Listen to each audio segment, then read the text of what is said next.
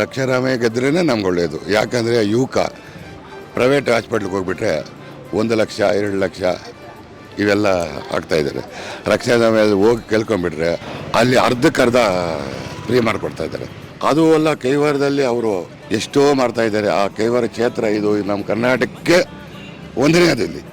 ಯಾಕಂದರೆ ಅಷ್ಟು ಅನ್ನ ಅಷ್ಟು ಊಟ ಆಗೋರೆ ಅಲ್ಲಿ ನಾನು ನೋಡಿಲ್ಲ, ನೋಡೋದು ಇಲ್ಲ. ಕೈವಾರ ಕ್ಷೇತ್ರ ಅಂದರೆ ಅನ್ನಪೂರ್ಣ ಕ್ಷೇತ್ರ ಆಗಿದೆ. ಇವಾಗ ನಮ್ಮ ಮತ ಗ್ಯಾರಂಟಿವಾಗಿ ನಾನು ರಕ್ಷಾರಾಮಯ್ಯನಿಗೆ. ಇವಾಗ ನಮ್ಗೆ MLA ಯುವಕ ಆಗಿದ್ದಾರೆ, ಪ್ರದೀಪ್ ಈಶ್ವರು. ಮಕ್ಕಳಿಗೆಲ್ಲ ಬಟ್ಟೆ ಎಷ್ಟೋ MLA ನೋಡಿಬಿಟ್ಟೆ. ಆದರೆ ಈ ಆಂಬುಲೆನ್ಸ್ ಅನ್ನೋದು ಭಾರಿ ಮುಖ್ಯ ಬಡವರಿಗೆ. ಎಷ್ಟೋ ಜನ, ನನ್ನ ಮಗನೇ ಸತ್ತೋಗಿದ್ದಾನೆ ಈ ಕೊರೋನಾದಲ್ಲಿ.